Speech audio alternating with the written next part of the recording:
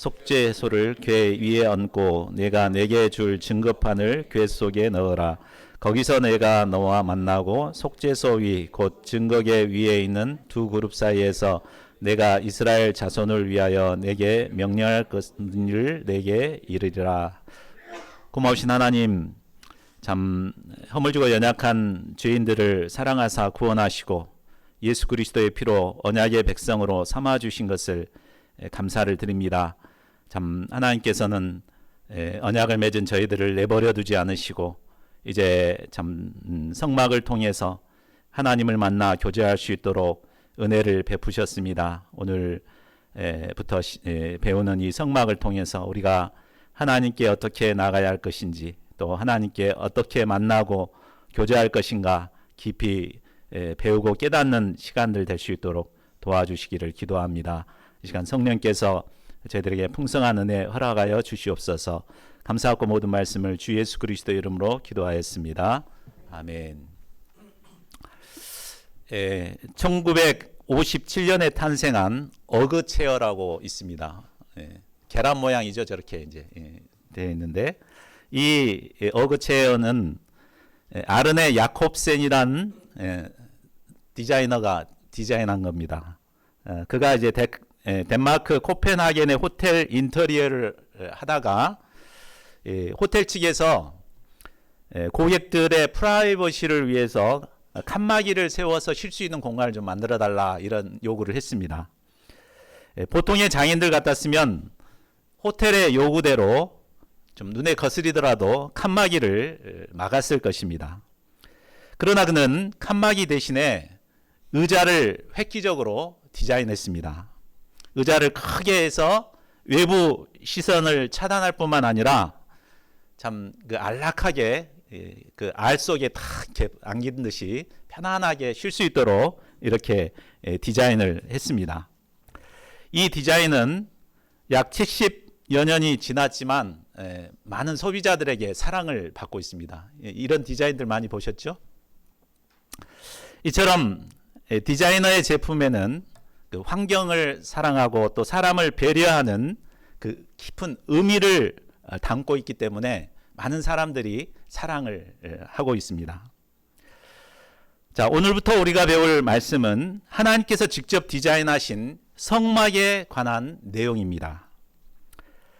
출애굽기는 이 성막에 관련된 내용이 무려 40%를 차지하고 있습니다. 총 40장으로 되어 있는데 25장부터 끝까지 성막에 관한 내용이 주를 이루고 있습니다. 그만큼 성막이 중요하기 때문입니다. 그런데 우리가 성경을 읽어봐서 알겠지만은 어떻게 읽기가 쉽던가요? 쉽지 않습니다. 그래서 읽다가 대충 스킵하고 그냥 넘어가 버리는 경우가 많습니다. 그러나 이 성막 속에는 하나님의 언약 백성이 어떻게 하나님을 대면하여 만날 수 있는가, 어떻게 하나님의 음성을 들을 수 있는가, 이것을 알려주고 있습니다. 중요한 문제잖아요. 우리가 하나님을 만나고 하나님께서 주신 말씀을 받아야 되는데 우리가 어떻게 할 수 있는가, 이 성막 속에 담겨 있습니다. 죄를 범한 인간은 하나님과 단절되어 멸망에 이르게 되었습니다. 그러나 하나님께서는 이 성막을 통해 하나님을 만날 수 있는 길을 열어주셨습니다. 성막을 공부하는 가운데 하나님께 나아가는 길을 발견하고 하나님을 만나 교제하는 복된 삶을 살아갈 수 있기를 기도합니다. 파트 1, 지성소에 비치할 기구 언약궤 속죄소. 자, 지난 강의에서 우리는 피로써 하나님과 언약을 맺게 된 이스라엘을 공부했습니다. 이제 하나님께서는 그들과 꾸준히 만나 교제할 수 있는 성막을 만들게 하십니다. 이는 마치 신랑이 신부를 맞이해서 함께 살 신방을 꾸미는 것과 같습니다. 자, 이를 위해 하나님께서는 모세에게 명하십니다. 다 같이 25장 1, 2절을 읽겠습니다. 시작. 여호와께서 모세에게 말씀하여 이르시되 이스라엘 자손에게 명령하여 내게 예물을 가져오라 하고 기쁜 마음으로 내는 자가 내게 바치는 모든 것을 너희는 받을지니라. 예, 하나님께서는 이 성소를 짓기 위해서 이스라엘 백성들 모두가 다 참여할 수 있게 하십니다. 그래서 기쁨으로 예물을 들고 나오게 하십니다. 그 중에서 기쁜 마음으로 자발적으로 바치는 그 예물을 받으라고 하십니다. 예, 하나님을 만나 교제하게 될 성막은 마음 없이 억지로 내는 것으로는 지을 수 없습니다. 비록 작고 초라할지라도 마음을 들여 기쁨으로 바치는 예물을 통해서 지어지길 원하십니다. 3절에서 7절은 그들이 준비해야 할 예물의 목록입니다. 금과 은, 호마노와 보석처럼 값비싼 예물들이 있습니다. 또 많은 시간과 정성을 담아 만들어야 하는 여러 색의 실이나 다양한 향료, 향품들이 있습니다. 또 가난한 자들도 얼마든지 드릴 수 있는 노시라거나 조각못, 또 값싼 염소털도 있습니다. 이처럼 하나님께서는 누구든지 마음만 있으면 얼마든지 성막을 짓는데 참여할 수 있게 하셨습니다. 자, 그러면 이스라엘 백성들이 기쁜 마음으로 드린 예물로 하나님께서는 무엇을 만들고자 하십니까? 다 같이 8절을 같이 읽겠습니다. 시작. 내가 그들 중에 거할 성소를 그들을 나를 위하여 지을 하나님은 이스라엘 백성과 언약을 맺으시고 이제 이스라엘 백성 중에 함께 거하기를 원하셨습니다. 잠깐 방문하는 것이 아니라 그들과 영원토록 함께 살기를 원하셨습니다. 함께 사시면서 그들과 교제를 나누고 그들에게 필요한 모든 것을 넘치도록 공급해 주기를 원하셨습니다. 사실 그러나 이 이스라엘 백성들은 함께 살기에는 좀 부담스러운 자들이었습니다. 그렇죠? 그들은 조금만 힘들면 하나님을 불신하고 원망하고 불평했습니다. 이런 사람들 같이 있고 싶지 않죠. 그런데 하나님께서 왜 이런 그들과 함께 하고자 하신 것입니까? 그것은 그들이 비록 부족하더라도 하나님과 피로써 언약을 맺었기 때문입니다. 우리도 마찬가지입니다. 우리가 다 참 부족하고 허물이 많죠. 그러나 예수 그리스도의 피로 언약을 맺었기 때문에 하나님께서는 우리와 함께하기를 원하십니다. 이제 그들은 신랑과 신부처럼 뗄래야 뗄 수 없는 관계가 되었습니다.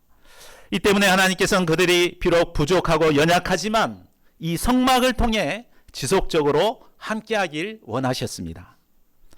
이를 통해 그들이 거룩한 하나님의 백성들로 변화되고 성장하고 그리고 결국 제사장 나라로 귀하게 쓰임받기를 원하셨습니다. 9절을 보십시오.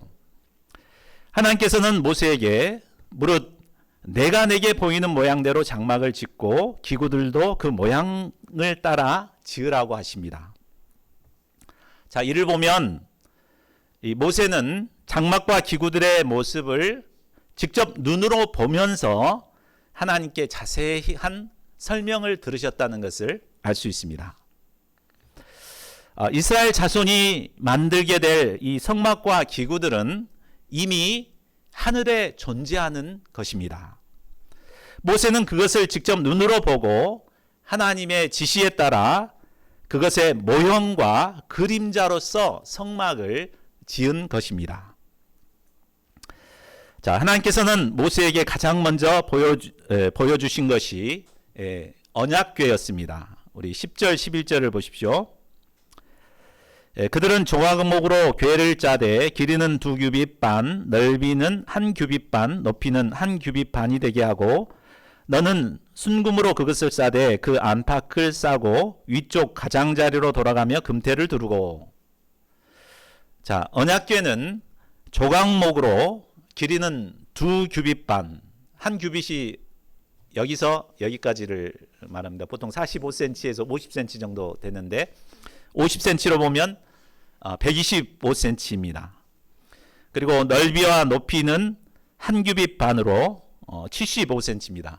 지금 이 앞에 있는 책상이 120cm거든요. 약간 그 정도 넓이입니다. 그리고 이 그 높이는 75cm. 지금 거의 딱 이 크기라고 보면 됩니다. 근데 이제 폭은 조금 다르죠. 자, 이것을 짠 후에 순금으로 안팎을 싸도록 합니다. 그리고 위쪽 가장자리로 돌아가며 금태를 둘렀습니다. 16절에 보면 그 속에다가 증거판을 두게 합니다. 증거판은 십계명이 쓰여진 두 돌판입니다. 언약궤가 중요한 것은 바로 그 안에 하나님께서 주신 계명의 말씀이 있기 때문입니다. 하나님과 언약을 맺은 우리의 마음 중심에도 바로 하나님의 말씀이 있어야 합니다. 그래야 할 때 우리가 하나님과 교제할 수 있고 또 이 세상의 모든 유혹을 물리치고 하나님의 백성들로 살아갈 수 있습니다. 언약궤 위에는 속죄소가 있습니다. 17절에서 20절을 보십시오. 속죄소는 증거궤를 덮는 덮개의 역할을 합니다. 속죄소의 양 끝으로 날개를 펴고 있는 두 그룹, 천사를 말하죠. 천사를 한 덩어리로 때려서, 단조라고 하죠. 때려서 만듭니다. 천사의 날개는 속죄소를 덮고 얼굴은 속죄소를 향하여 서로 마주보는 모습으로 만듭니다. 천사의 날개가 속죄소를 덮는 이 모습은 바로 하나님께서 우리의 죄를 덮어주는 것을 상징합니다. 죄인된 우리는 거룩하신 하나님을 만날 수 없습니다. 아직 거기까지 다시 돌려주세요. 거룩한 우리 죄인은 거룩하신 하나님을 만날 수 없습니다. 그러나 속죄소에 희생 제물에 피가 뿌려질 때 하나님께서는 우리의 모든 죄를 덮어주십니다. 레위기 16장을 보면 너무 길기 때문에 이제 그림으로 했거든요. 대제사장이 대속죄일 날 그곳에 피를 뿌림으로 하나님을 만나고 속죄, 백성들을 위한 속죄가 이루어졌습니다. 자, 우리는 연약하여 순간순간 죄에 넘어질 수밖에 없는 자들입니다. 그러나 하나님께서는 어린 양 예수님께서 십자가에서 피 흘려 주신 그 피를 우리가 의지할 때 하나님께서는 우리를 만나 주십니다. 우리의 모든 죄를 덮어 주시고 우리와 교제하십니다. 히브리서 9장 12절은 말씀합니다. 염소와 송아지의 피로 하지 아니하고 오직 자기의 피로 영원한 속죄를 이루사 단번에 성소에 들어가셨느니라. 우리는 예수님께서 십자가에서 흘리신 이 피를 의지함으로 언제든지 하나님께 나아가 하나님을 만날 수 있게 되었습니다. 하나님께서 모세에게 언약궤와 속죄소를 보여주신 후에 이제 그것의 역할을 다시 한번 재차 설명해 주십니다. 우리 요절 말씀인데 21, 22절을 같이 읽어보겠습니다. 시작. 속죄소를 궤 위에 얹고 내가 내게 줄 증거판을 궤 속에 넣으라. 거기서 내가 너와 만나고 속죄소 위 곧 증거궤 위에 있는 두 그룹 사이에서 내가 이스라엘 자손을 위하여 내게 명령할 모든 일을 내게 이르리라.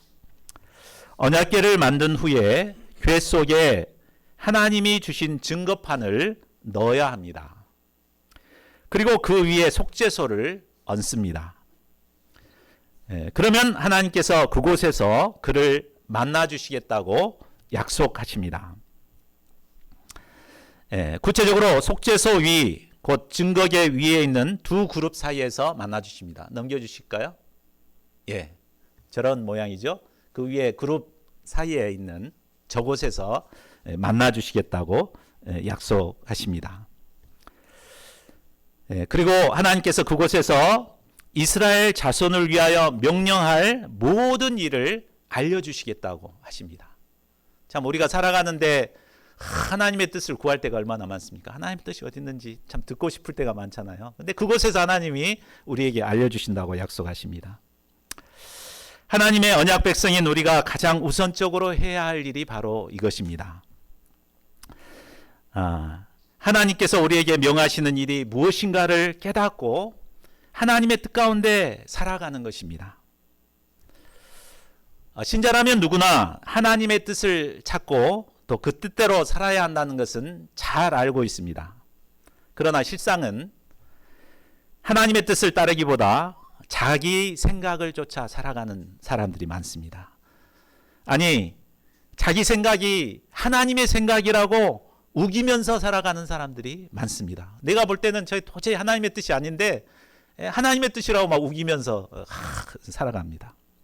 그러나 우리는 자기 생각을 내려놓고 이 속죄소 앞에 증거계 위에서 하나님께서 나에게 무엇을 말씀하시는가 귀 기울여 들어야 합니다. 자, 그러면 우리에게 주신 하나님의 뜻을 알기 위해서 구체적으로 어떻게 해야 합니까? 먼저는 언약의 말씀을 담고 있는 언약궤 앞으로 나가야 합니다. 그리고 말씀 앞에서 겸손히 자신의 문제가 무엇인가를 말씀의 기초에서 깨달아야 합니다. 그리고 속죄소 앞에 나아가 예수님의 십자가의 보혈을 의지해서 회개해야 합니다. 이때 하나님께서는 우리의 모든 죄를 덮어주시고 우리를 만나주십니다. 그리고 회개하는 심령에 하나님께서 우리에게 정말 원하시는 바가 무엇인가 깨닫게 해주십니다. 하나님과 언약을 맺은 우리는 날마다 하나님의 말씀 앞에 나가 자신을 살피는 삶을 살아야 합니다. 말씀에 기초하여 회개하고 죄사함의 은혜를 누려야 합니다. 하나님께서 주시는 말씀에 순종하며 살아야 합니다. 이를 통해 날마다 거룩한 언약 백성들로 살아가며 하나님께 영광 돌리는 언약 백성들이 될 수 있기를 기도합니다. 파트 2, 성소에 비치할 떡상과 등잔대. 자, 앞서 하나님께서 지성소에 들어갈 언약궤와 속죄소를 알려주셨습니다. 다음으로 하나님은 성소에 들어갈 두 가지 중요한 기구를 알려주십니다. 첫 번째, 진설병을 놓을 떡상입니다. 하나님께서 조각목으로 길이가 2규빗 1m, 넓이가 1규빗 50cm, 높이가 1규빗 반 75cm를 만들라고 하십니다. 그리고 금으로 싸라고 하십니다. 그 주위로 손바닥 넓이만큼의 턱을 만들어서 비치할 물건을 쏟아지지 않게 했습니다. 또 금고리 4개를 달아서 채를 깨어 운반할 수 있게 만들라고 합니다. 또한 상해 부속물로 대접, 숟가락, 병, 붓는 잔 등을 순금으로 만들게 하십니다. 30절을 보십시오.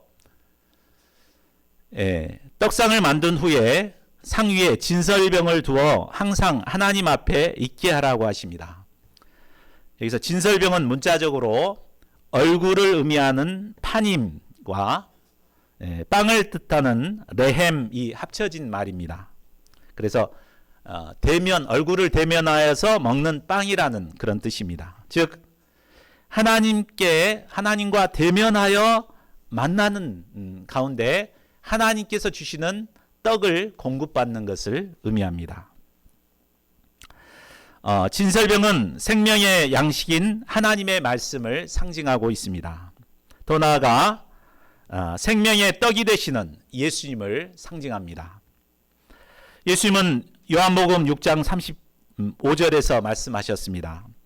나는 생명의 떡이니 내게 오는 자는 결코 줄이지 아니할 터이요 나를 믿는 자는 영원히 목마르지 아니하리라. 하나님께서는 하나님의 말씀을 의지하고 예수님을 의지하여 살아가는 자들을 살피시는 하나님이십니다. 그리고 그들의 필요를 잘 아시고 공급하시는 하나님이십니다. 자, 레위기를 보면 제사장은 고운 가루로 빵을 만들어 안식일마다 6개씩 2줄로 12개의 떡을 진설을 했습니다. 또 일주일이 지나면 다음 안식일이면 그것을 거두어서 자신들이 먹고 다시 고운 가루로 새 떡을 만들어 공급해야 했습니다. 이 진설병은 아까 떡이 말씀을 의미한다고 그랬죠. 그러니까 주일 예배 이렇게 선포되는 주일 메시지를 의미한다고 할 수 있습니다. 그러니까 제사장 된 저는 고운 가루로 이렇게 먹기 쉽게 이제 이렇게 다 만들어 가지고 만들어야 되죠. 그러면 이제 주일 예배를 통해서 이것을 받고 일주일 동안 이것을 깊이 묵상하면서 소화를 시켜야 합니다. 이걸 통해서, 이 떡을 통해서 예수님과 교제하고 하나님과 교제하며 한 주를 승리해야 합니다. 그래야 할 때 이제 하나님께서 우리에게 필요한 모든 것을 공급해 주십니다. 자, 다음은 등잔대입니다. 등잔대는 순금 한 달란트를 쳐서 만들라고 하십니다. 순금 한 달란트는 34kg입니다. 이것을 챗GPT한테 물어보니까 얼마냐고 물어보니까 약 5천억이라고 합니다. 어마어마한 금액이죠. 자, 성소에 있는 기구 중에서 가장 화려하고 비싼 것입니다. 그림을 한번 볼까요? 이게 이제 이렇게 작은 게 아니고 엄청나게 큰 거죠. 저런 모습입니다. 자, 등잔대 줄기 양쪽으로 6가지가 나오게 하고 가지마다 살구꽃 형상의 잔 꽃받침을 만들게 합니다. 등잔대 줄기에도 살구꽃 형상의 잔과 꽃받침과 꽃이 있게 하라고 하십니다. 그리고 등잔 7개를 맨 위에 두어서 앞을 비추게 했습니다. 7은 완전수로서 하나님의 온전하심을 의미합니다. 7가지의 등잔 위에는 항상 감람유를 부어서 불을 켜두도록 했습니다. 이로써 어두운 성막을 항상 밝히도록 한 것입니다. 자, 등잔불을 밝히기 위해서는 무엇이 필요합니까? 기름이 필요하죠.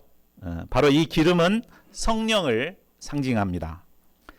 또한 등잔불의 빛은 바로 세상의 빛 대신 예수님을 상징하고 있습니다.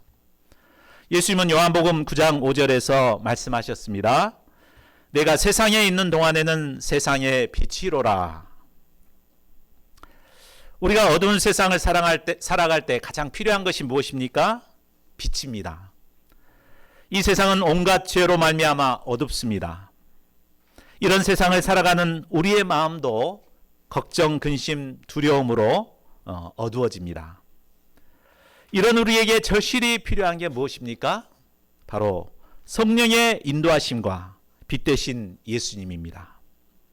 성령께서 우리의 내면에 임하시고 빛 대신 예수님의 빛이 우리 내면에 임하게 될 때 우리의 내면에 드리워졌던 어둠은 사라지고 생명의 빛이 임하게 됩니다. 성소의 빛이 된 진설병상과 등잔대는 하나님과 언약을 맺은 신자들이 실제 삶에서 어떻게 살아야 하는가를 가르쳐주고 있습니다.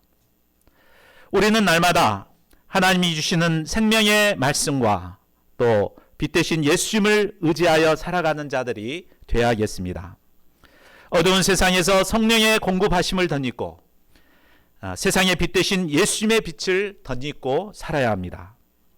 이를 통해 하나님의 공급하시는 은혜를 덧입고 어두운 이 세상에서 빛의 자녀들로 살아갈 수 있기를 기도합니다. 파트 3, 성막 설계. 좀 복잡합니다. 성막 설계는 외부 휘장, 또 덮개, 널판, 내부 휘장, 문 휘장 이렇게 되어 있습니다. 자, 일반적인 건축 디자인은 공간 디자인을 먼저 한 후에 비치할 내용물을 나중에 합니다. 그런데 우리가 보셨지만 하나님께서는 먼저 중요한 기구들을 먼저 디자인해 주시고 또 그것을 담을 수 있는 성막을 나중에 설계하십니다. 자, 첫째, 외부 휘장과 덮개. 이건 이제 복잡하니까 그림으로 보겠습니다. 외부 휘장이 총 4개가 있습니다. 그리고 맨 안쪽을 덮는 휘장부터 보겠습니다. 넘겨주세요. 저겁니다. 복잡하죠? 그래서 이 폭이 열 폭을 이제 연결을 해야 됩니다. 한 폭이 길이가 28규빗, 14m고 넓이는 4규빗, 2m로 5개씩 먼저 서로 연결을 합니다. 그리고 그 5개를 이렇게 청색 고와 금 갈고리 50개로 그 2개를 연결해서 성막 위를 덮게 됩니다. 이 왼쪽 그림, 이제 오른쪽 그림 보시면은 밑에 성소, 지성소 이렇게 보여지죠. 그래서 이 연결 부분이 딱 성소와 지성소 위에 딱 올라가게 됩니다. 예, 그래서 그 고리에다 다음에 이제 그 가리는 성막과 이제 성소와 지성소를 가리는 휘장을 또 거기에 걸게 이렇게 딱 만들었습니다. 예. 자, 그 위를 덮는 휘장에는 또 염소 털이 있습니다. 또 이제 넘겨주세요. 예. 저게 이제 첫 번째고, 다음. 예. 보면 이제 두 번째가 외부 양장으로 돼 있는데, 이제 염소털로 두 번째 그 덮개를 만듭니다. 한 폭당의 길이가 30규빗, 15m, 넓이가 4규빗, 2m로 된 5폭하고 6폭. 그러니까 아까보다 한 폭이 더 많죠. 그래서 뒤에 둘러서 이렇게 맬 수 있도록 땅에 이렇게 고정시킬 수 있도록 그렇게 합니다. 세 번째 덮개는 순양의 가죽으로 만들고, 그리고 네 번째 덮개는 해달의 가죽으로 만들어 덮었습니다. 자, 네 겹으로 덮고 있기 때문에 외부의 빛이 전혀 들어오지 않는 구조로 되어 있습니다. 이것은 세상과 구별하여 하나님을 만나는 거룩한 공간이라는 것을 보여주고 있습니다. 이 교회가 바로 그런 것이죠. 세상과 크게 단절된 하나님과 만나는 이런 공간입니다. 둘째, 조각목 널판입니다. 15절에서 30절인데요. 자, 다음으로 하나님은 성막 휘장의 지지대가 되는 성막 널판을 디자인하십니다. 조각목으로 널판을 만들어서 금으로 싸게 하십니다. 그리고 그 각 판의 길이가 10규빗, 5m, 굉장히 높죠. 너비는 1규빗 반, 75cm로 하고 각 판에 거기에다가 촉을 냅니다. 이렇게 불뚝 나왔죠. 두 개를 내 가지고 서로 탁 이렇게 연결할 수 있도록 촉을 만듭니다. 그래서 이제 한번 넘겨주세요. 이런 식으로 하고 남쪽과 북쪽에는 각각 20개의 널판을 세웁니다. 그리고 서쪽에는 6개의 널판을 세우고 그 코너 모퉁이에는 힘을 많이 받기 때문에 널판 2개를 만들 때 그 2겹의 두께로 널판을 세웁니다. 그리고 각각의 널판에 금고리를 만들어서 5개, 그러니까 바깥으로는 4개고 안쪽으로 1개가 이렇게 탁 해서 쫙 철저하게 딱 고정을 시킵니다. 자, 조각목 널판은 나무 조각에 불과합니다. 그러나 각각 서로 맞물려 연결되므로 견고한 성막을 이루게 됩니다. 자, 이것은 무엇을 의미합니까? 이는 신자들 하나하나가 모여 교회 공동체를 이루게 됨을 의미합니다. 성도들 각자는 개성이 다르고 성격도 다르지만 그리스도 안에서 한 지체가 되어 한 몸을 이루게 되었습니다. 성령 안에서 견고한 고리로 연결되고 사랑의 줄로 연결될 때 견고한 하나님의 교회를 이루어갈 수 있습니다. 지난주 특강에서 배웠죠? 우리가 사랑으로 견고하게 세워질 때 교회가 바로 세워집니다. 자, 셋째, 내부 휘장과 문 휘장입니다. 성소와 지성소를 구분하는 내부 휘장은 청색, 자색, 홍색 실과 가늘게 꼰 배실로 만들어서 그 그룹 천사를 정교하게 수놓아서 만듭니다. 네 기둥을 조각목으로 만들어 금으로 싸서 세우고 만들어 놓은 휘장을 그 외부 휘장의 천장에 있던 그것과 이제 연결해서 늘어뜨립니다. 이 휘장으로 성소와 지성소를 구분합니다. 지성소에는 증거계와 속죄소를 두었습니다. 그리고 휘장 바깥 북쪽에는 진설병 떡상, 그리고 남쪽에는 등잔대를 두어 서로 마주보게 배치했습니다. 성막에 들어오는 입구에도 휘장을 설치합니다. 넘겨주세요. 이제 앞에 휘장이죠. 청색, 자색, 홍색 실과 가늘게 꼰 배실로 수놓은 휘장을 들이우는데 그 지성소를 가리는 휘장은 그룹 천사가 있지만 여기는 천사가 없는 게 다릅니다. 이것을 지지하기 위해 기둥 5을 조각목으로 만들어 세워야 합니다.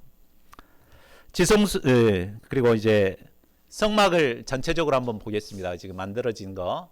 이게 실제로 이스라엘에 가면 이게 이렇게 그대로 만들어 갖고 놓은 게 있다고 합니다. 저는 보진 못했는데, 자, 보면 어떻습니까? 겉으로 볼 때 굉장히 투박하고 거칠어 보이죠?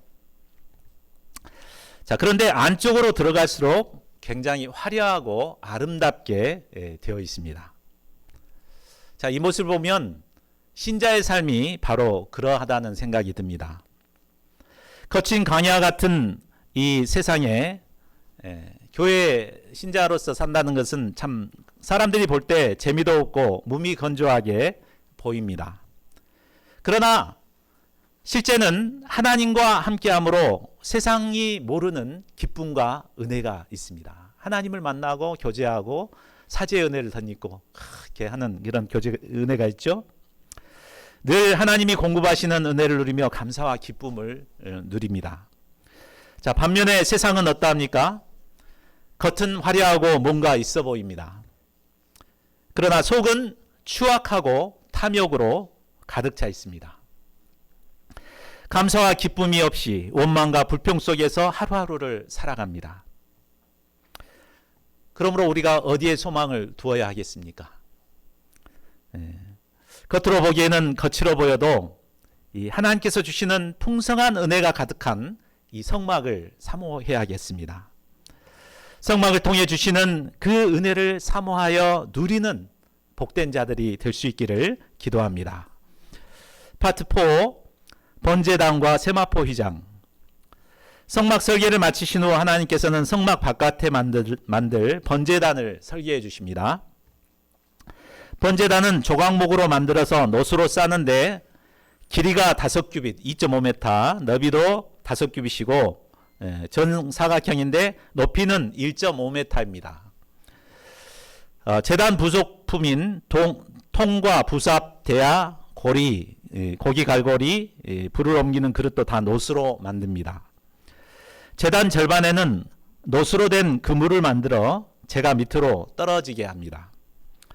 네 모퉁이에는 네 고리를 만들고 채를 깨어 이동할 수 있게 했습니다. 그 전까지는 토단을 쌓아서 이렇게 제사를 드리겠는데 이제 아주 편리하게 어디서든지 이제 제사 드릴 수 있는 번제단을 주셨습니다. 이곳에서 하나님께 5대 제사를 드립니다. 번제, 화목제, 소제, 또 속죄제, 속건제 이렇게 제사를 드립니다. 하나님께서는 하나님께 나올 때 빈손으로 오지 말라고 했습니다. 가장 먼저 하나님의 전에 들어서면 탁 마주치는 게 이 번제단이죠. 그래서 양이나 비둘기나 없는 사람들은 비둘기나 다 이렇게 준비했다가 이곳에서 이제 제사를 드립니다. 번제단에서 제사 드리는 이 모습은 오늘날 예배에서 하나님께 미리 준비해서 드리는 헌금이라 할 수 있습니다. 그것 때문에 저희들도 이제 예배 딱 입구에다가 헌금함을 이렇게 놓게 되었습니다. 자, 다음으로 하나님께서는 성막들을 구분할 세마포 휘장을 세우게 하십니다. 성막들은 남쪽과 북쪽의 길이가 100규빗, 50m입니다. 그리고 동쪽과 서쪽의 너비가 50규빗으로 이제 25m입니다. 남쪽과 북쪽에 20개의 기둥을 세우고 은으로 된 갈고리와 가름대를 만들어 세마포 휘장을 치게 됩니다. 휘장의 높이는 5규빗, 그러니까 2.5m이니까 밖에서 안을 절대 볼 수 없게 만들었습니다. 또 동쪽으로 난 문을 보면 총 50규빗, 25m인데 양쪽 문을 뺀 나머지를 보면 이제 15m가 가려져 있고 이 문은 10m가 됩니다. 문이 10m나 굉장히 넓다는 거죠. 바로 이 문은 양의 문이 되신 예수님을 상징하고 있습니다. 구원의 문은 넓게 열려 있습니다. 누구든지 문 대신 예수님께 나오면 구원의 은혜를 누릴 수 있습니다. 성막과 기구들을 설계하신 후 하나님께서 모세에게 다시 한번 당부하십니다. 27장 21절을 같이 읽겠습니다. 시작. 너는 또 이스라엘 자손에게 명령하여 감나무로 짠 순수한 불을 위하여 내게로 가져오게 하고 끊이지 않게 등불을 켜되 아론과 그의 아들도 회장 안에 증거계 저녁부터 아침까지 항상 여호와 앞에 그 등불을 보살피게 하라. 이는 이스라엘 자손이 대대로 지킬 규례이니라. 자, 여기서부터 이 성막이란 단어가 회막이란 단어로 바뀌게 됩니다. 만난다는 거죠. 네, 모이는 회막으로 바뀝니다. 하나님이 거주하시는 집에서 이제 이스라엘 백성과 만나는 집으로 바뀝니다. 아론과 그의 아들들인 제사장들은 저녁부터 아침까지 증거계 앞 휘장 박혀 있는 등잔대에 등불이 항상 켜 있도록 보살펴야 합니다. 오늘날은 마치 엘리 제사장의 아들들이 성전을 관리하는 것처럼 하나님의 등불이 가물가물 꺼져가는 시대와 같습니다. 성령의 기름이 공급되지 못하고 있기 때문입니다. 그러나 우리는 성령의 기름을 준비하고 깨어 그리스도의 복음의 불을 밝히는 자들이 되어야겠습니다. 이를 통해 어두운 세상을 밝히고 빛의 자녀들로 귀하게 쓰임받기를 기도합니다. 이제 말씀을 맺겠습니다. 이상을 통해 우리는 하나님을 만나 교제할 수 있는 성막의 설계를 자세히 살펴보았습니다. 하나님께서 디자인하신 성막을 통해 죄로 멀어졌던 우리가 이제 하나님께 나아가 교제할 수 있는 길이 열리게 되었습니다. 오늘 말씀을 통해 알려주신 성막은 하나님 나라의 모형에 불과합니다. 참 성전이 되신 예수님께서 오심으로 더 이상 이 성막은 필요 없게 되었습니다. 그러나 그 정신은 우리 성막을 통해서 우리에게 알려주고 있습니다. 우리는 하나님께서 디자인하신 이 성막을 통해 어떻게 하나님께 나아가 예배해야 할 것인가 깊이 배우고 영접할 수 있기를 바랍니다. 하나님께 나올 때 성막의 뜰만 받고 돌아가는 예배자가 되지 않기를 기도합니다. 성소에 들어가 진설병과 등잔대를 통과하여 언약궤와 속죄소가 있는 지성소에까지 들어갈 수 있기를 기도합니다. 이를 통해 언약의 말씀에 기초하여 회개하고 하나님께서 주시는 음성을 듣고 하나님의 방향에 따라서 순종하는 자들이 되기를 기도합니다. 그래서 하나님께서 정말 기뻐하시는 언약의 백성들로 살아가는 저희 모두가 되기를 간절히 기도합니다. 우리 요절 말씀 읽고 기도하는 시간 갖겠습니다. 시작. 속죄소를 궤 위에 얹고 내가 내게 줄 증거판을 궤 속에 넣어라. 거기서 내가 너와 만나고 속죄소 위 곧 증거궤 위에 있는 두 그룹 사이에서 내가 이스라엘 자손을 위하여 내게 명령할 모든 일을 내게 이르리라.